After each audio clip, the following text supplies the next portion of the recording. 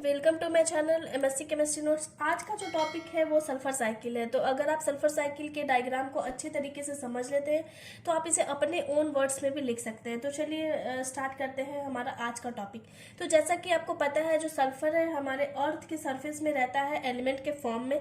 तो एलिमेंट के फॉर्म में जब जमीन के नीचे होता है तो वो ओशियन के थ्रू, कुछ सम वोल्केनो एक्टिविटीज के थ्रू, कुछ फॉसिल्स फ्यूल के जलने के थ्रू डाइमिथाइल सल्फाइड गैस का रिलीज करते हैं और हाइड्रोजन सल्फाइड गैस का रिलीज करते हैं। तो जब ये दोनों गैस रिलीज होते हैं तो वो ऑक्सीजन के साथ रिएक्ट करके सल्फर डाइऑक्साइड का फॉर्मेशन कर लेते हैं, जिसका फॉर्मूला होता है SO2।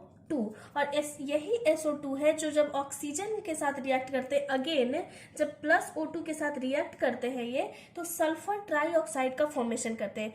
और जब सल्फर ट्राईऑक्साइड है एटमॉस्फेयर में जाके वाटर ड्रॉपलेट्स के साथ रिएक्ट करते हैं, तो यहाँ पे प्लस H2O हम लोग लिख देंगे। और कुछ सल्फर ट्राईऑक्साइड है जो अमोनिया के साथ रिएक्ट करते हैं, तो यहाँ पे प्लस NH3 लिख देंगे। तो ये सल्फ्यूरिक एसिड का फॉर्मेशन करते हैं, जिसका फॉर्मूला होता है H2SO4। एंड ये अमोनियम सल्फेट का फॉर्मेशन करते हैं।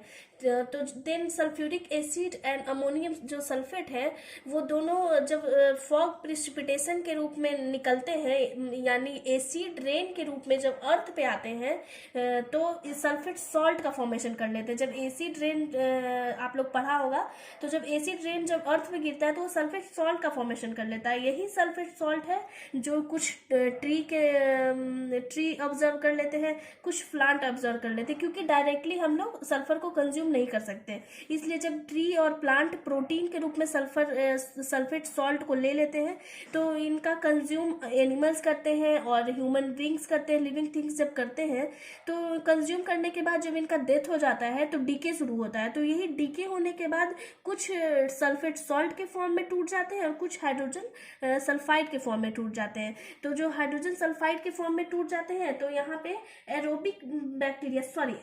एनारोबिक बैक्टीरिया के साथ रिएक्ट करके सल्फर का फॉर्मेशन कर लेते हैं। और यही सल्फर है जो एरोबिक बैक्टीरिया के साथ रिएक्ट करके सल्फेट सॉल्ट का फॉर्मेशन अगेन कर लेते हैं। और कुछ जो हाइड्रोजन सल्फाइड है वो डायरेक्टली फिर से चले जाते हैं इन्वायरमेंट में।